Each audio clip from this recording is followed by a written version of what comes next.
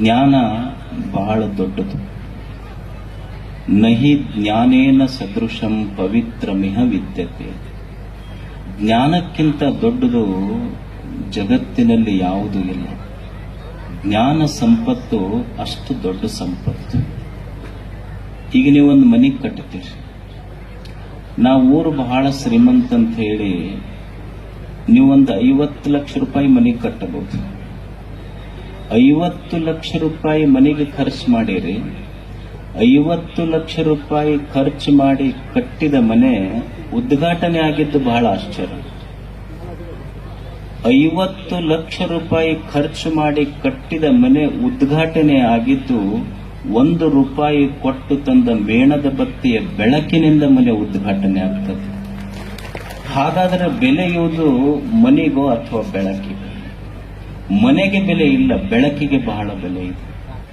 ದೀಪದ ಬೆಳಕಿರದೇ ಇದ್ದರೆ ಮನೆ ಕತ್ತಲು, ಜ್ಞಾನದ ಬೆಳಕಿರದೇ ಇದ್ದರೆ ಮನ ಕತ್ತಲು, ಬದುಕೆ ಕತ್ತಲು.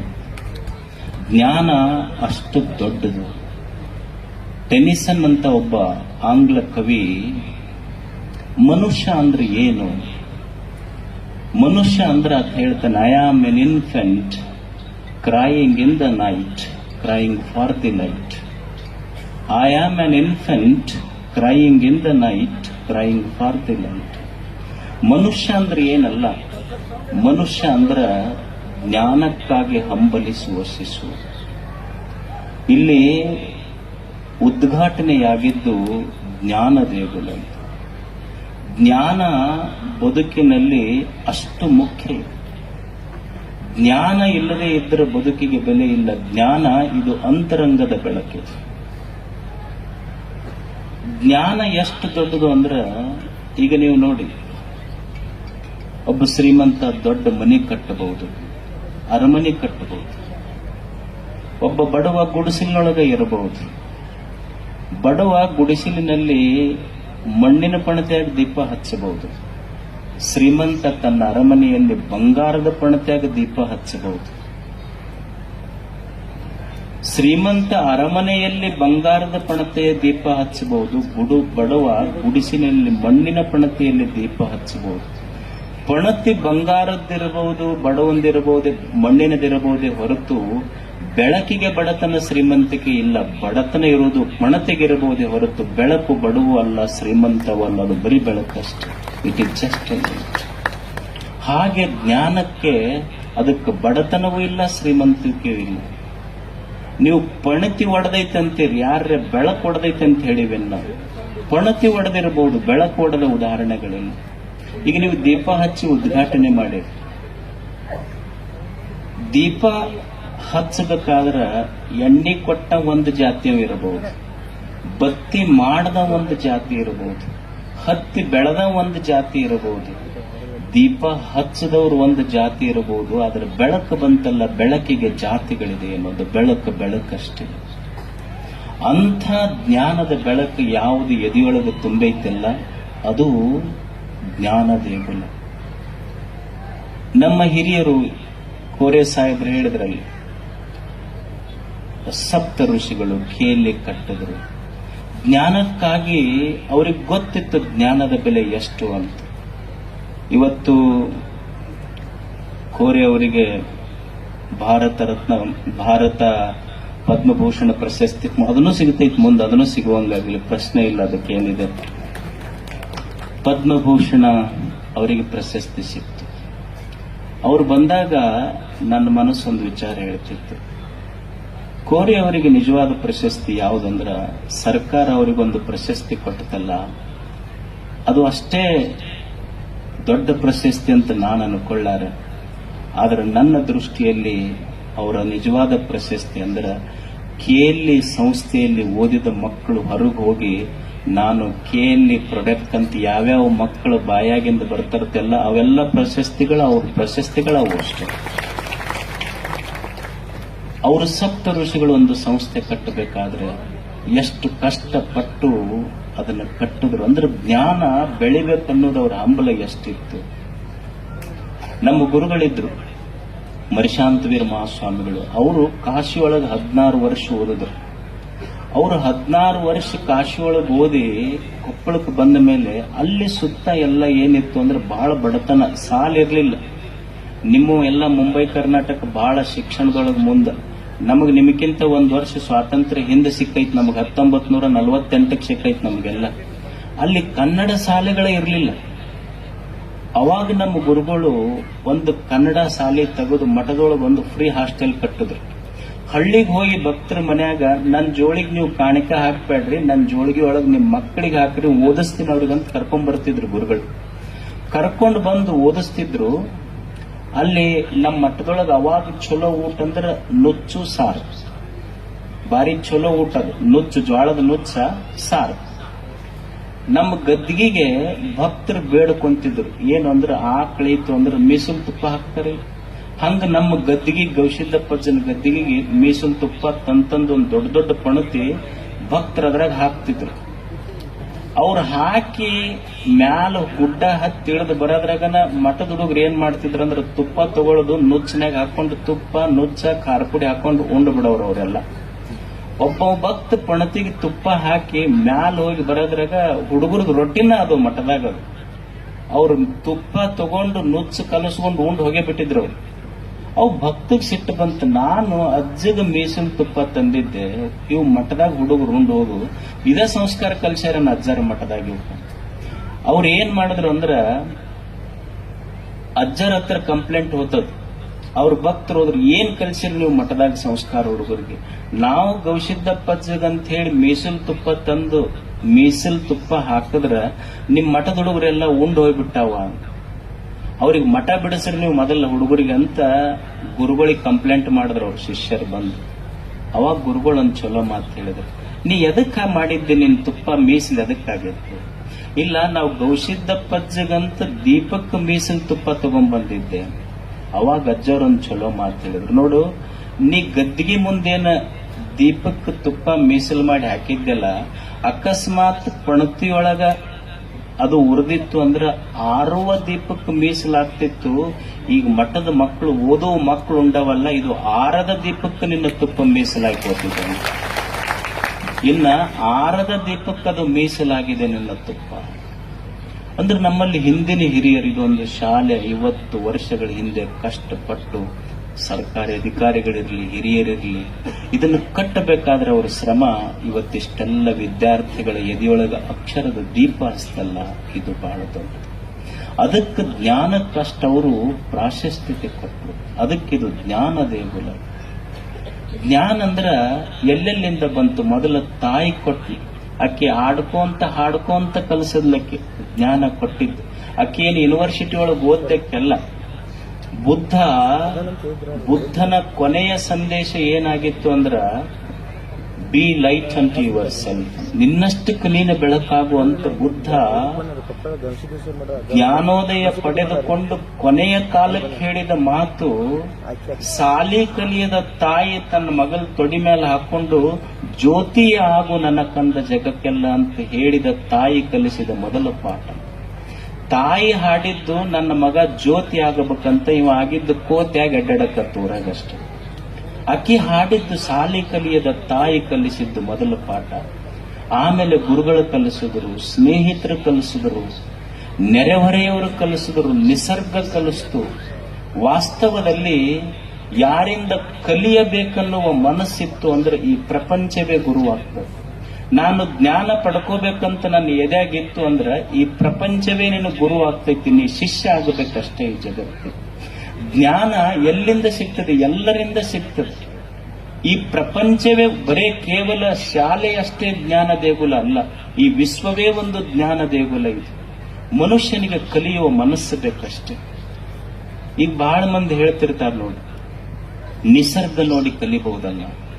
ನಿಸರ್ಗ ಎಷ್ಟು ಕಲಿಸ್ತದೆ ಮನುಷ್ಯರಂಗ. ಈಗ ನೀವೊಂದು ಮಾವಿನ ಗಿಡಕ್ಕೆ ಕಲ್ಲು ಹೋಗಿರಿ, ನಮಗ್ ಕಲ್ಲು ಒಗದ್ರ ನಾವು ಜಗಳ ತೆಗಿತೀವಿ. ಮಾವಿನ ಗಿಡಕ್ಕೆ ಕಲ್ಲು ಒಗದ್ರ 2 ಹಣ್ಣು ಕೊಡ್ತೈತಿ. ಒಂದು ಗಿಡ ಏನು ಕಲಿಸಿಕೊಟ್ಟು ನಮಗಂದ್ರ, ನಮಗ್ ಆಗಲಾರ್ದವ್ರು ನಮಗ್ ಕಲ್ಲು ತೊಗೊಂಡು ಒಗದ್ರು 2 ಚಲೋ ಹಣ್ಣು ಅವ್ರು ಉಡ್ಯಾಗ ಹಾಕುವುದನ್ನು ಕಲಿಬೇಕು ಅನ್ನೋದೊಂದು ಮಾವಿನ ಗಿಡದಿಂದ ಮನುಷ್ಯ ಕಲಿಲಿಲ್ಲ, ನಿಸರ್ಗ ಕಲಿಸ್ತೈತೆ. ನಾವೊಂದು ಆಕಳ ಕಟ್ಟಿವಿ ಮನ್ಯಾಗ, ಆಕಳಕ್ಕೆ ಏನ್ ಕೊಡ್ತೀವಿ ಹೇಳ್ರಿ? ನಾವು ಉಂಡು ಮುಸುರಿ ನೀರು ಹಾಕಿವ ಅದ್ರ ತಾಟಿನೊಳಗೆ, ನಾವು ಉಂಡು ಮುಸುರಿ ನೀರ್ ಅದ್ರ ತಾಟಿನೊಳಗೆ ಹಾಕಿದ್ರು ಆಕಳ ನಮ್ಮ ತಾಟಿನೊಳಗೆ ಅಮೃತದಂತ ಹಾಲು ಹಾಕ್ತೈತಲ್ಲ, ನಮಗ್ ಕೆಟ್ಟದ್ದು ಮಾಡಿದವ್ರು ಉಡಿಯೊಳಗೂ ಸಹಿತ ನಾವು ಒಳ್ಳೆಯದನ್ನ ಹಾಕಬೇಕಂತ ಒಂದು ಆಕಳ ಕಲಿಸ್ತೈತೆ ಮನುಷ್ಯ. ಈಗ ತಾಯಂದಿರು ಕುಂತೀರಿ, ಕಲಿಬೇಕನ್ನೋ ಮನಸ್ಸಿದ್ರೆ ಎಲ್ಲೆಲ್ಲಿ ಕಲಿತಾನ ಮನುಷ್ಯ. ಈಗ ನೀವು ಅಡಿಗೆ ಮಾಡ್ತೀರಿ, ಅಡಿಗೆ ಮನಿ ನೋಡಿ ಏನು ಜ್ಞಾನ ಪಡ್ಕೋಬಹುದು ಮನುಷ್ಯ. ಈಗ ತಾಯಿ ಅನ್ನ ಮಾಡ್ತೀರಿ, ನೀವೆಲ್ಲ ಅನ್ನ ಹೆಂಗ್ ಮಾಡ್ತೀರಿ? ಕುಕ್ಕರ್ಲೆ ಮಾಡ್ತೀರಿ. ಕುಕ್ಕರ್ ಏನು ಕಲಿಸ್ಕೊಡ್ತೈತಿ ಮನುಷ್ಯಾಗ ಅಂದ್ರ, ನಮ್ಮ ತಳಕ ಯಾರ ಬೆಂಕಿ ಹಚ್ಚಲಿ ಸೀಟಿ ಹೊಡ್ಕೊಂತ ಆರಾಮ್ ಇರ್ಬೇಕು ಕೊಟ್ಟ ಅಂತ ಕುಕ್ಕರ್ ಕಲಿಸ್ತೈತಿ ಮನುಷ್ಯ. ನಮಗ್ ಆಗ್ಲಾರ್ದವ್ರು ನಮಗ್ ತಳಕ ಬೆಂಕಿ ಇಟ್ಟರು ಸಹಿತ ಸೀಟಿ ಹೊಡ್ಕೊಂತಿರ್ಬೇಕು ನೋಡಪ್ಪ. ಮಿಕ್ಸರ್ ಏನು ಕಲಿಸ್ತೈತಿ? ಮಿಕ್ಸರ್ ಒಂದು ಕಲಿಸ್ತೈತಿ, ಜ್ಞಾನ ಮಾಡಿ ಕೊಡ್ತೈತಿ. ನಮಗ ಆಗ್ಲಾರ್ದವ್ರು ನಮ್ಮ ಹೊಟ್ಟೆ ಖಾರ ಹಾಕಿದ್ರು ಬಾಯಿ ಮುಚ್ಕೊಂಡು ಕೆಲಸ ಮಾಡೋದು ಕಲಿಬೇಕಂತ ಮಿಕ್ಸರ್ ಕಲಿಸ್ಕೊಡ್ತೈತಿ ಮನುಷ್ಯ. ಅಂದ್ರೆ ಕಲಿಬೇಕನ್ನುವ ಮನಸ್ಸಿತ್ತು ಅಂದ್ರ, ಜ್ಞಾನ ಪಡ್ಕೋಬೇಕನ್ನೋದಿತ್ತು ಅಂದ್ರ ಜಗತ್ತಿನ ಯಾವ ಮೂಲೆಗಳಿಂದನೂ ಮನುಷ್ಯ ಕಲಿತಾನೆ. ಜ್ಞಾನ ಪಡ್ಕೋಬೇಕು ಮನುಷ್ಯ. ಜ್ಞಾನದಂಥ ದೊಡ್ಡ ಸಂಪತ್ತು ಯಾವುದೂ ಇಲ್ಲ. ಜ್ಞಾನ ಅಂದ್ರ ಏನು? ಜ್ಞಾನ ಅಂದ್ರೆ ಏನಲ್ಲ. ಜ್ಞಾನ ಅಂದ್ರ ಬಿಡಿಸಿ ತೋರಿಸೋದು, ಯಾವುದು ಸರಿ, ಯಾವುದು ತಪ್ಪ, ಯಾವುದು ಒಳ್ಳೆಯದು, ಯಾವುದು ಕೆಟ್ಟದ್ದು ಸ್ಕ್ಯಾನ್ ಮಾಡ್ತೈತಿ. ಈಗ ನೀವು ಏನೋ ಒಂದು ಆಗಿರ್ತೈತಿ, ಕೈಯಾಗೋ ಮೈಯಾಗೋ ತಲೆಯಾಗೋ ಒಂದು ಗಟ್ಟಿ ಆಗಿತ್ತಂದ್ರ ನೀವು ಹಾಸ್ಪಿಟಲ್ಗೆ ಹೋಗ್ತೀರಿ. ಹಾಸ್ಪಿಟಲ್ಗೆ ಹೋದಾಗ ಒಂದು MRI ಸ್ಕ್ಯಾನ್ ಮಾಡ್ತಾರೆ. MRI ಸ್ಕ್ಯಾನ್ನಾಗ ಏನ್ ಗೊತ್ತಾಗ್ತೈತಿ ಅಂದ್ರೆ ಎಲ್ಲಿ ಗಡ್ಡಿ ಐತಿ ಅದನ್ನ ನೋಡಿ ಅದನ್ನ ತೆಗೆಯೋ ಕೆಲಸ ಮಾಡ್ತೈತಿ. ಹಂಗ ಜ್ಞಾನ, ಮನುಷ್ಯನ ಎದೆಯೊಳಗಿನ ಜ್ಞಾನ ಅದೊಂದು MRI ಸ್ಕ್ಯಾನ್ ಮಷಿನ್ ಇದ್ದಂಗೆ. ಯಾವುದು ಸರಿ, ಯಾವುದು ತಪ್ಪು, ಯಾವುದು ಒಳ್ಳೆಯದು, ಯಾವುದು ಕೆಟ್ಟದ್ದು, ಯಾವುದು ಹಿತ, ಯಾವುದು ಅಹಿತ ನಿನಗೆ ಕಲಿಸಿಕೊಡುತ್ತೈತೆ ಜ್ಞಾನ. ಮನುಷ್ಯನ ಬದುಕು ಯಾಕೆ ಕೆಟ್ಟತು? ಬರೇ ಸಾಲಿ ಓದ್ದವ್ರಷ್ಟ ಜ್ಞಾನವಂತರಂತಲ್ಲ, ಬರೀ ಸಾಲಿ ಕಲ್ತವ್ರಷ್ಟೇ ಜ್ಞಾನಿಗಳಂತಲ್ಲ. ಜ್ಞಾನ ಯಾವುದು ಸರಿ, ಯಾವುದು ತಪ್ಪು ಅಂತ ತಿಳಿದು ಬದುಕಬೇಕು ಮನುಷ್ಯ, ಅದು ಜ್ಞಾನ. ಅದು ನಮ್ಮೆಲ್ಲರ ಬದುಕು ಯಾಕೆ ಕೆಟ್ಟತು, ನಮಗೆ ಯಾಕೆ ದುಃಖ ಆತು ಅಂದ್ರ, ನಮಗೆ ಯಾವುದು ಸರಿ, ಯಾವುದು ತಪ್ಪ, ಯಾವುದು ಒಳ್ಳೆಯದು, ಯಾವುದು ಕೆಟ್ಟದ್ದು ಅಂತ ಬಿಡಿಸಿ ನೋಡಕ್ ಬಂದಿಲ್ಲ.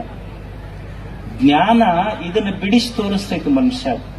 ಯಾವುದು ಸರಿ, ಯಾವುದು ತಪ್ಪ, ಯಾವುದು ಒಳ್ಳೆಯದು, ಯಾವುದು ಕೆಟ್ಟದ್ದು ನೀವು ಅನ್ಬಹುದು. ಆದ್ರೆ ನಮಗ್ ಗೊತ್ತೈತಿ ಎಲ್ಲ ನಾವು ಬಹಳ ದೊಡ್ಡವರಾಗಿವಂತ ಅನ್ಬಹುದು. ಇದು ಗೊತ್ತಿಲ್ಲ ನಮಗೆ ಸರಿಯಾಗಿ. ಈಗ ನಿಮಗೊಂದು ಸಣ್ಣ ಉದಾಹರಣೆ ಹೇಳ್ತಿಲ್ಲ.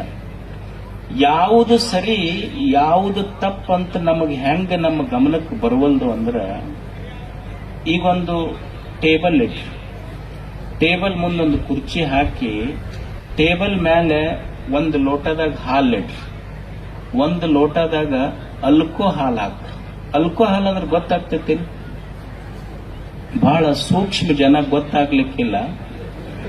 ನೀವೊಂದು ಟೇಬಲ್ ಇಟ್ಟು ಒಂದು ಕುರ್ಚಿ ಹಾಕಿ ಒಂದು ಲೋಟದಾಗ ಹಾಲು ಹಾಕ್ರಿ, ಒಂದು ಲೋಟದಾಗ ಅಲ್ಕೋಹಾಲ್ ಹಾಕಿ ಹುಡುಗನ ಕೂಡಿಸ್ರಿ.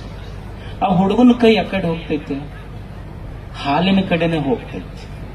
ಮತ್ತ ಆ ಹುಡುಗನ್ ಎಬ್ಬಸ್ರಿ. ನೀವು ಹುಡುಗನ್ ಎಬ್ಬಿಸಿ ಮತ್ತ ಅದೇ ಟೇಬಲ್ ಕುರ್ಚಿ ಇಟ್ಟು ಒಂದು ಲೋಟ ಹಾಲು, ಒಂದು ಲೋಟ ಹಲ್ಕೋ ಹಾಲು ಇಡ್ರಿ. ಅವ್ರ ಅಪ್ಪಗ್ ಕೂಡಿಸ್ರಿ. ಅವ್ರ ಅಪ್ಪನ ಕೈ ಅದ್ರ ಕಡೆ ಹೋಗ್ತೈತಿ.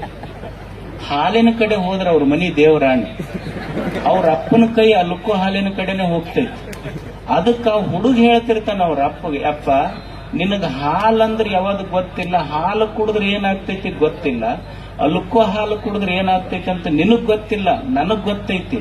ನಿನಗ್ ಗೊತ್ತಿರ್ಲಾರ್ದಕ್ ನೀ ಅಲ್ಕೋ ಹಾಲು ಕುಡಿತಿ, ಗೊತ್ತಿದ್ದಕ್ ನಾ ಹಾಲು ಕುಡಿತೀನಿ.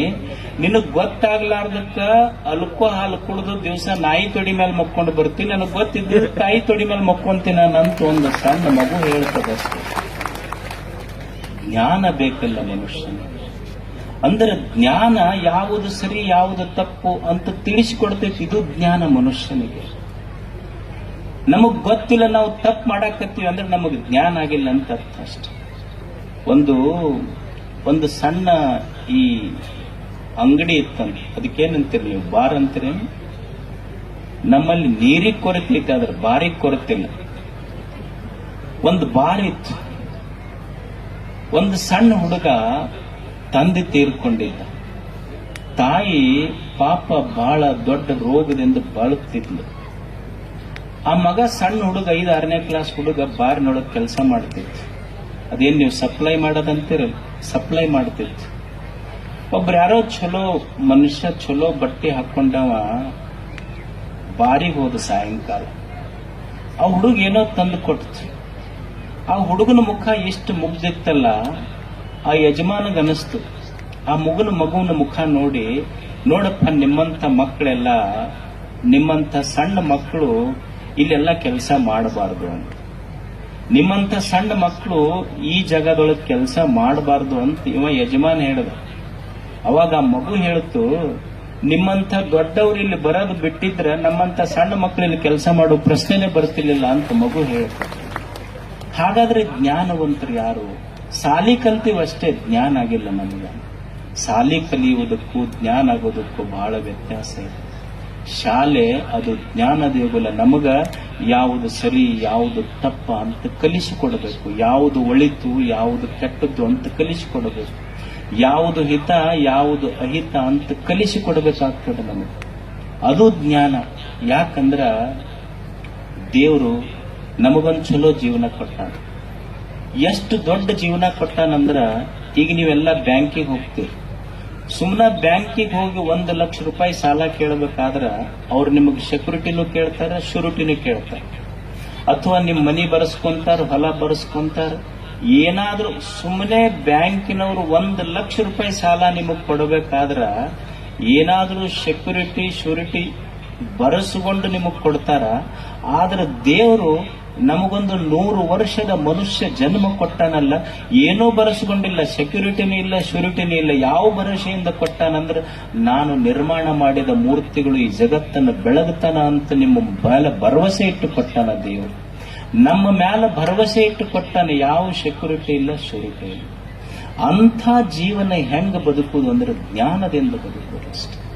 ಜ್ಞಾನ ಬೇಕು. ಈಗ ಮನುಷ್ಯ ಊಟ ಮಾಡ್ತಾನೆ, ಉಣ್ಣುವುದಕ್ಕೂ ಒಂದು ಜ್ಞಾನ ಇತ್ತು. ಹೆಂಗ್ ಉಣಬೇಕು, ಎಂಥದ್ದು ಉಣಬೇಕು ಅಂದ್ರೆ, ನಾವು ಉಣ್ಣುವಾಗ ತುತ್ತ ತಗೊಂಡು ಬಾಯಾಗಿಟ್ಕೊಳ್ಳೋದಲ್ಲ. ನಾನು ಉಣ್ಣುವ ತುತ್ತು ಬಾಯಿ ಮುಂದಿಟ್ಟುಕೊಂಡು ಮನುಷ್ಯ ಒಂದು ಕ್ಷಣ ಕೇಳಬೇಕಂತ. ನಾನು ಉಣ್ಣುವ ಅನ್ನ ತುತ್ತು ಬಾಯಿ ಮುಂದಿಟ್ಟುಕೊಂಡು ಒಂದು ಕ್ಷಣ ಕೇಳೋದು. ಏನು ಕೇಳೋದು ಅಂದ್ರೆ, ನಾವು ಉಣ್ಣುವ ಅನ್ನ ನನ್ನ ಬೆವರಿನ ಹನಿಯೊಳಗೆ ಕುದ್ದೈತೋ, ಏನು ಇನ್ನೊಬ್ಬರ ಕಣ್ಣೀರ ಕುದ್ದೈತೋ ಅಂತ ಕೇಳಿ ಊಟ ಮಾಡೋ, ಇದು ಜ್ಞಾನ. ಇದು ಇದಕ್ಕಿಂತ ದೊಡ್ಡ ಜ್ಞಾನ ಏನು ಬೇಕು? ಬಸವಣ್ಣವರು ಸಾಲಿ ಕಲಿಯದ ಸಾವಿರಾರು ಜನ ಶರಣರಿಗೆ ಇದನ್ನು ಕಲಿಸಿದರು. ಸತ್ಯಕ್ಕ ಅಂತ ಒಬ್ಬ ಶರಣೆ ಇದೆ. ಸತ್ಯಕ್ಕ ಅನ್ನುವಂಥ ಶರಣೆ, ಆಕಿ ಸಾಲಿ ಕಲ್ತಕ್ಕೆಲ್ಲ, ಆಕೆಯ ಎದೆಯೊಳಗ ಬಸವಣ್ಣವ್ರು ಎಷ್ಟು ದೊಡ್ಡ ಜ್ಞಾನ ತುಂಬಿದ್ರು ಅಂದ್ರ, ಆಕೆ ಒಂದು ವಚನ ಬರೀತಾಳೆ. ಸುಮ್ಮನೆ ಸಾರ ಹೇಳ್ತೀನಿ ನಿಮಗೆ. ಸಾಲಿ ಕಲಿಯದ ಸತ್ಯಕ್ಕ ವಚನ ಬರೀತಾಳೆ. ಆಕೆ ಕೆಲಸ ಏನು ಅಂದ್ರೆ, ಊರು ಮುಂದಿನ ಕಸ ಹೊಡಿತಿದ್ಲು. ಸಾಲಿ ಕಲಿಯದ ಊರು ಮುಂದಿನ ಕಸ ಹೊಡೆಯುವ ಸತ್ಯಕ್ಕನಿಗೆ ಎಷ್ಟು ದೊಡ್ಡ ಜ್ಞಾನ ಬಸವಣ್ಣ ತುಂಬಿದ್ದ ಅಂದ್ರ, ಅಕ್ಕಿ ಹೇಳ್ತಾಳೆ, ಯಾವುದು ಪೂಜೆ, ಅರ್ಚನೆ, ಪೂಜೆ ನೇಮ ಅಲ್ಲ. ನಿಜವಾದ ಪೂಜೆ ಯಾವುದು? ಮಂತ್ರ ತಂತ್ರಗಳು ನೇಮ ಅಲ್ಲ. ಧೂಪ ದೀಪದ ಆರತಿ ನೇಮ ಅಲ್ಲ. ಅರ್ಚನೆ ಪೂಜನೆ ಇದು ನೇಮ ಅಲ್ಲ. ಪೂಜೆ ಅಂತ ಎದಕ್ಕೆ ಅನ್ನಬೇಕು ಅಂತ ಡಿಫೈನ್ ಮಾಡ್ತಾರೆ. ನಮ್ಮ ಪೂಜೆಗೂ ಶರಣರು ಜ್ಞಾನದಿಂದ ಮಾಡಿದ ಪೂಜೆಗೂ ಎಷ್ಟು ವ್ಯತ್ಯಾಸ. ನಾವು ಪೂಜಾ ಅಂದ್ರೆ ಏನ್ ತಿಳಿದೀವಿ? ಬಡ ಹೋದ್ವೇನ, ಒಂದು ಮಲಪ್ರಭಾ ನದಿಯ ನೀರು ತಗೊಂಡು ಬಂದು ಒಂದು ಕೊಡ ಸುರುವುದ್ವೇನ, ಪತ್ರಿ ಒಗದ್ವೇನ, ಭಸ್ಮ ಹಚ್ಚದ್ವೇನ, ಊದಿನ ಕಡ್ಡಿ ಬೆಳಗ್ಗೆ ದೀಪ ಮಾಡಿ ಬೆಳಗದ್ರೆ ನಮ್ಮ ಪೂಜೆ ಮುಗೀತು. ಆದ್ರೆ ಸಾಲಿ ಕಲಿಯದ ಸತ್ಯಕ್ಕನ ಪೂಜೆ ಎಷ್ಟು ದೊಡ್ಡದಿತ್ತಂದ್ರೆ, ಬರೇ ಧೂಪ ದೀಪ ಬೆಳಗೋದು ಪೂಜೆ ಅಲ್ಲ, ನೀರು ಹಾಕೋದು ಪೂಜೆ ಅಲ್ಲ, ಮಂತ್ರ ಹೇಳೋದು ಪೂಜೆ ಅಲ್ಲ. ಅಕ್ಕಿ ಹೇಳುವ ಪೂಜೆ ಏನು ಅಂದ್ರೆ, ಶಂಭು ಜಕ್ಕೇಶ್ವರ ನಿಮ್ಮಾಣೆಯಾಗಿ ನಿಜವಾದ ಪೂಜೆ ಯಾವುದು ಅಂದ್ರೆ, ಇನ್ನೊಬ್ಬರ ವಸ್ತುವಿನ ಮೇಲೆ ನನ್ನ ಕಣ್ಣು ಬೀಳಬಾರ್ದು, ಇನ್ನೊಬ್ಬರ ವಸ್ತು ನಾನು ಮುಟ್ಟಬಾರ್ದು. ಇದು ಜ್ಞಾನ ಇತ್ತು ಅಂದ್ರೆ ಇದು ನಿಜವಾದ ಪೂಜೆ. ಇದಕ್ಕಿಂತ ದೊಡ್ಡ ಪೂಜೆ ಯಾವುದಿದೆ? ಇದು ಕಲಿಸಿದ್ದು, ಶರಣರು ಕಲಿಸಿದ ಪೂಜೆ ಇದು. ಅದಕ್ಕಾಗಿ ಬರೇ ಶಾಲೆ ಕಲಿಯೋದು ಮುಖ್ಯ ಅಲ್ಲ, ಒಳಗೆ ಜ್ಞಾನ ಇರಬೇಕು. ಏನು ನೋಡಬೇಕು, ಏನು ನೋಡಬಾರದು, ಏನು ಮಾಡಬೇಕು, ಏನು ಮಾಡಬಾರದು, ಎಂಥ ದುಣಬೇಕು, ಎಂಥ ದುಣಬಾರದು, ಇದು ಜ್ಞಾನ ದೇವನಲ್ಲಿ. ಜೀವನದ ಮೇಲೆ ಇದು ಸಹಿತ ಒಂದು ಜ್ಞಾನದಿಂದ ಕಟ್ಟಬೇಕಾಗ್ತದೆ. ಜೀವನ ಕಟ್ಟುವುದು ಪ್ರತಿಯೊಂದಕ್ಕೂ ಮನುಷ್ಯನಿಗೆ ಜ್ಞಾನ ಬೇಕಾಗ್ತದೆ. ಜ್ಞಾನ ಇಲ್ಲದೆ ಬದುಕಲಿಕ್ಕೆ ಸಾಧ್ಯ ಇಲ್ಲ. ಜ್ಞಾನ ಇಲ್ಲದೆ ಯಾರೋ ಬದುಕಲಿಕ್ಕೆ ಒಬ್ಬ ರೈತ ಅದಾನೆ. ರೈತನಿಗೆ ಯಾವ ಭೂಮಿಯೊಳಗ ಏನು ಬೀಜ ಹಾಕಿದ್ರೆ ಬೆಳೆ ಬರ್ತೈತೆ ಅನ್ನುವ ಜ್ಞಾನ ಬೇಕಾಗ್ತದೆ.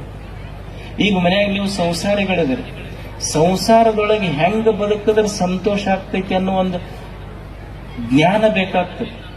ಈಗ ಮದುವೆ ಆಗಿರಿ ನೀವೆಲ್ಲ, ಜ್ಞಾನ ಒಂದು ಸಂಸಾರ ಒಂದು 50 ವರ್ಷ ಕಟ್ಟಿ ನಡೆಸಬೇಕಂದ್ರೆ ಹಗರಿಲ್ಲ.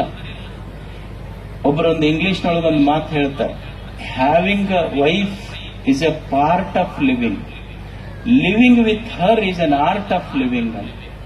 ಅಂದ್ರೆ ಒಂದು ಸಂಸಾರ ನಡೆಸಬೇಕಾದ್ರೂ ಜ್ಞಾನ ಬೇಕಾಗ್ತೈತಿ. ಜ್ಞಾನ ಇರದೇ ಇದ್ರ ಸಂಸಾರವೂ ಕೆಡ್ತೈತಿ. ಒಬ್ಬನಿಗೆ ಜ್ಯೋತಿಷಿಗಳ ಹತ್ರ ಹೋದ್ನಲ್ಲಿ, ಅವ ಜ್ಯೋತಿಷಿಗಳಿಗೆ ಹೇಳ್ದ, ಇಲ್ರಿ ನಮ್ಮದು ಬಹಳ ಸಮಸ್ಯೆ ಐತಿ ಸಂಸಾರದೊಳಗೆ. ಏನ್ ಸಮಸ್ಯೆ ಐತಿ? ಏನ್ ನಮ್ಮ ಮನೆಯವ್ರು ಅಡಿಗೆ ಮಾಡ್ತಾರ ಒಟ್ಟು ರುಚಿ ಹತ್ತಲ್ಲ ಉಂಡಿದ್ ನನಗ. ಅವ್ರು ಏನ್ ರುಚಿನ ಸ್ವಾದ ಇರೋದಿಲ್ಲ ಅಡಿಗೆ ಮಾಡಿದ್ದು. ಅವ್ರ ಜ್ಯೋತಿಷಿಗಳಂದ್ರು, so I am also in the same problem, ನಮ್ಮ ಮನೆಗೂ ಇದು ಸಮಸ್ಯೆ ಐತಂದ್ರು. ಇದು ಎಲ್ಲರ ಮನೆಗೂ ಸಮಸ್ಯೆ ಐತು. ಅಲ್ರಿ ಏನ್ ಮಾಡ್ಬೇಕು ಇದಕ್ಕ? ನೋಡಪ್ಪ, ಇದು ಎಲ್ಲರ ಮನೆ ಸಮಸ್ಯೆ ಐತಿ. ಏನ್ ನಿಮ್ ಮನೆಯವ್ರು ಅಡಿಗೆ ಮಾಡಿದ್ದು ರುಚಿ ಹತ್ತೋದಿಲ್ಲ ಅಂತ ಹೇಳಿ ನೀ ಕಂಪ್ಲೇಂಟ್ ಹೇಳುವಂತದ್ದೇನಿಲ್ಲ. ಇದು ಎಲ್ಲರ ಮನೆ ಸಮಸ್ಯೆ ಐತಿ. ಇದಕ್ಕ ಒಂದೇ ಸೂತ್ರ ಐತಿ, ಒಂದೇ ಸರಳ ವಿಚಾರ ಏನು ಅಂದ್ರ, ಅವ್ರು ಏನಾರ ಮಾಡ್ಲಿ ಹೆಂಗಾರ ಮಾಡ್ಲಿ ಬಹಳ ರುಚಿಯಾಗೈತಿ ಅಂತ ಹೇಳ್ಕೊಂತ ಹೋಗ್ಬೇಕಷ್ಟ.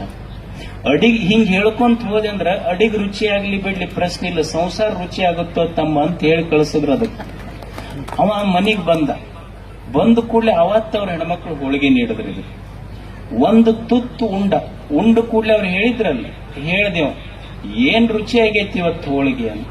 ಅವ್ರ ಬಳಿ ಏರಿಸಿ ಕಪಾಳಕ್ಕೆ ಕೊಟ್ರು. 25 ವರ್ಷ ಕುದಿಸಿ ಹಾಕಿ ನಿನಗ ಒಂದ್ ದಿವ್ಸ ರುಚಿ ಅನ್ಲಿಲ್ಲ, ಇವತ್ತೊಂದ್ ದಿವ್ಸ ಮಗ್ಗಲ ಮನಿ ಹಾಕಿ ಹೋಳಿಗೆ ಮಾಡಿ ಕೊಟ್ರೆ ಇಷ್ಟು ರುಚಿ ಆಗ್ತದೆ. 25 ವರ್ಷ ಕುದಿಸಿ ಹಾಕಿದ್ ನಿನಗ ಅನಿಸ್ಲಿಲ್ಲ, ಇವತ್ತೊಂದ್ ದಿವ್ಸ ಮಗ್ಗಲ ಮನೆಯವ್ರಿಗೆ ಕೊಟ್ರೆ ಇಷ್ಟು ರುಚಿ ಹತ್ತಲ್ಲ. ಅಂದ್ರ ರುಚಿ ಆಗಬೇಕಾದ್ರೆ ಸಂಸಾರ ನಡೆಸಲಿಕ್ಕೂ ಜ್ಞಾನ ಬೇಕಾಗ್ತೈತಿ. ಜ್ಞಾನ ಇರ್ಲಿಲ್ಲ ಅಂದ್ರೆ ಮತ್ ನೀವು ಎಲ್ಲರೇ ಹಿಂಗ ಹಾಕೊಂಡು ಹೋಗ್ಬೇಕಾಗುತ್ತೆ. ಎಲ್ಲದಕ್ಕೂ ಜ್ಞಾನ, ಒಬ್ಬ ಒಕ್ಕಲಿಗಾಗ್ಲಿಕ್ಕೆ ಜ್ಞಾನ, ಸನ್ಯಾಸಿ ಆಗ್ಲಿಕ್ಕೆ ಜ್ಞಾನ, ಸಂಸಾರಿ ಆಗ್ಲಿಕ್ಕೆ ಜ್ಞಾನ, ಜನಪ್ರತಿ ಆಗ್ಲಿಕ್ಕೆ ಜ್ಞಾನ, ಎಲ್ಲದಕ್ಕೂ ಜ್ಞಾನ ಬೇಕು ಮನುಷ್ಯ. ಅದಕ್ಕೆ ಇದೊಂದು ಸಂಸ್ಥೆ ಸಾವಿರಾರು ಮಕ್ಕಳ ಎದೆಯಲ್ಲಿ ಜ್ಞಾನ ತುಂಬಿದೆ. ಜ್ಞಾನ ಅಂದ್ರ ಇಷ್ಟೇ ಅಲ್ಲ, ನಮ್ಮ ಹಿರಿಯರು ಬಹಳ ಸುಂದರವಾದ ಮಾತು ಹೇಳ್ತಾರೆ. ಯಾವುದಕ್ಕೆ ನಿಜವಾದ ಜ್ಞಾನ ಅನ್ನಬೇಕಂದ್ರ ಸಾ ವಿದ್ಯಾ ಯಾ ವಿಮುಕ್ತ. ನಿಜವಾದ ಜ್ಞಾನ, ಇವೆಲ್ಲವಕ್ಕಿಂತ ನಿಜವಾದ ಶ್ರೇಷ್ಠ ಜ್ಞಾನ ಯಾವುದು ಅಂದ್ರೆ, ಯಾವುದನ್ನ ಕಲಿಯುವುದರಿಂದ ತಿಳ್ಕೊಳ್ಳುವುದರಿಂದ ನಮ್ಮ ದುಃಖ ದೂರ ಆಗ್ತೈತಲ್ಲ, ಅದು ಜ್ಞಾನ. ದುಃಖದ ಬಿಡುಗಡೆಯೇ ಜ್ಞಾನ. ಮನುಷ್ಯ ಹೆಂಗ ದುಃಖದಿಂದ ಪಾರಾಗಬೇಕು. ಪ್ರತಿನಿತ್ಯ ಮನುಷ್ಯನ ಜೀವನ ಹೆಂಗೈತಿ ಅಂದ್ರೆ, ಒಮ್ಮೆ ಕಷ್ಟಗಳು ಬರ್ತವೆ ಜೀವನದಲ್ಲಿ, ಒಮ್ಮೆ ಸುಖ ಬರ್ತದೆ, ಒಮ್ಮೆ ಸೋಲುಗಳು ಬರ್ತವೆ, ಒಮ್ಮೆ ಗೆಲುವು ಬರ್ತದೆ, ಒಮ್ಮೆ ಸನ್ಮಾನ ಸಿಗ್ತದೆ, ಒಮ್ಮೆ ಅಪಮಾನ ಸಿಗ್ತದೆ, ಒಮ್ಮೆ ಹೊಗಳಿಕೆಯ ಮಾತುಗಳು ಬರ್ತವೆ, ಒಮ್ಮೆ ಚುಚ್ಚು ಮಾತುಗಳು ಬರ್ತವೆ. ಇವೆಲ್ಲವುಗಳನ್ನು ಹಚ್ಚಿಕೊಳ್ಳದೆ ಇವು ಬರ್ತಾವ ಹೋಗ್ತಾವ. ಸುಖ ದುಃಖ ಯಾವುದು ಖಾಯಮಿಲ್ಲ ಅಂತ ತಿಳಿದು ಬದುಕಬೇಕು. ಇದು ಜ್ಞಾನ. ನಾವೇನ್ ಮಾಡ್ತೀವಿ, ಸುಖ ಬಂದಾಗ ಹಿಗ್ತೀವಿ, ದುಃಖ ಬಂದಾಗ ಕುಗ್ತೀವಿ. ಇದು ಜ್ಞಾನ ಅಲ್ಲ. ಜ್ಞಾನ ಏನು ಅಂದ್ರೆ, ಸುಖವೂ ಬರ್ತೈತಿ ಹೋಗ್ತೈತಿ, ದುಃಖವೂ ಬರ್ತೈತಿ ಹೋಗ್ತೈತಿ. ಇಲ್ಲಿ ಯಾವುದು ಖಾಯಂ ಇರುವುದಿಲ್ಲ. ಸುಖವೂ ಬರ್ತದೆ ಹೋಗ್ತದೆ, ದುಃಖವೂ ಬರ್ತದೆ ಹೋಗ್ತದೆ. ಇಲ್ಲಿ ಯಾವುದು ಖಾಯಂ ಇರುವುದಿಲ್ಲ. ಈಗ ನೀವು ಸುಖ ಐತಿ, ಬ್ಯಾಂಕ್ನ್ಯಾಗ ಡೆಪಾಸಿಟ್ ಮಾಡಿಟ್ಟಂಗ, ದುಡ್ಡು ಡೆಪಾಸಿಟ್ ಮಾಡಿಟ್ಟಂಗ ಸುಖ ಏನಾದ್ರೂ ಡೆಪಾಸಿಟ್ ಮಾಡಿಡ್ಲಿಕ್ಕೆ ಬರ್ತೈತೇನು? ಬರುದಿಲ್ಲ. ದುಃಖ ಡೆಪಾಸಿಟ್ ಮಾಡಿಡಾಕು ಬರುದಿಲ್ಲ, ಸುಖವೂ ಡೆಪಾಸಿಟ್ ಮಾಡಿ ಇಡ್ಲಿಕ್ಕೆ ಬರುದಿಲ್ಲ. ಸುಖ ದುಃಖಗಳು ಬರ್ತಾವ ಹೋಗ್ತಾವ. ಒಮ್ಮೆ ಕಷ್ಟ ಬರ್ತೈತಿ, ಸುಖ ಬರ್ತೈತಿ, ಕಷ್ಟ ಬರ್ತೈತಿ, ಅದು ಬರ್ತೈತಿ ಹೋಗ್ತೈತಿ ಅಷ್ಟ. ಒಬ್ಬ ಮನುಷ್ಯ ಹೋಗಿ ದೇವರ ಮುಂದೆ ಕೈ ಮುಗಿದು ಕೇಳ್ಕೊಂತಾನ, ಭಗವಂತನೇ ನನ್ನ ಜೀವನದೊಳಗೆ ಬಹಳ ಕಷ್ಟ ಅದಾವ, ಪರಿಹಾರ ಮಾಡು ಅಂತ. ಗುಡಿಯೊಳಗಿರುವ ಮೂರ್ತಿ ಹೇಳುತ್ತದೆ, ನಾನು ಬಹಳ ಕಷ್ಟಪಟ್ಟು ಉಳಿ ಏಟು ತಿಂದು ಇಲ್ಲಿ ಕೂಡದೆ ಇದ್ರೆ ನೀನು ನನ್ನ ಮುಂದೆ ಬಂದು ಕೈ ಮುಗಿತಿದ್ದಿದ್ದಿಲ್ಲ ಅಂತ. ನಾನು ಬಹಳ ಏಟು ತಿಂದಿನಂತ ಗುಡಿಯಾಗ ಕುಂತೀನಿ. ಜೀವನದ ಮೇಲೆ ಕಷ್ಟಗಳು ಬರ್ತಾವ, ತಡ್ಕೋಬೇಕಾಗ್ತೈತಿ ಮನುಷ್ಯ. ಒಮ್ಮೆ ಮೆಚ್ಚುಗೆಯ ಮಾತುಗಳು ಬರ್ತಾವ, ಒಮ್ಮೆ ಚುಚ್ಚು ಮಾತುಗಳು ಬರ್ತಾವ, ತಡ್ಕೋಬೇಕಷ್ಟೇ. ತಾಳ್ಕೊಳ್ಳುವುದು ಜೀವನದಲ್ಲಿ, ಇದು ಶಿಕ್ಷಣ. ಯಾರೋ ನಮಗಾಗ್ಲಾರ್ದವ್ರು ಒಂದಿಷ್ಟು ಮಾತುಗಳಂತಾರ, ತಡ್ಕೋಬೇಕಾಗ್ತದೆ ಮನುಷ್ಯ. ಈಗ ನೀವು ಊಟ ಮಾಡ್ತೀರಿ ಮನ್ಯಾಗ, ಊಟ ಮಾಡುವಾಗ ಏನ್ ಮಾಡ್ತೀರಿ ಅಂದ್ರ, ತಾಯಂದಿರು ನಿನ್ನೆ ಏನೋ ಮಾಡಿದ್ದು ತಂದು ನಿಮಗೆ ನೀಡಿದ್ರು ಅಂದ್ರೆ ನೀವೇನಂತೀರಿ, ನಾವು ಉಣ್ಣೋದಿಲ್ಲ, ಇದು ನಿನ್ನಿದು ಹಳಸಿದ್ದು ಅಂತೀರಿ. ಹೌದಲ್ಲ? ಹಳಸಿದ್ದುಂಡ್ರೆ ಏನಾಗ್ತೈತಿ? ಹಳಸಿದ್ದುಂಡ್ರ ಹೊಟ್ಟೆ ಕೆಡತೈತಿ.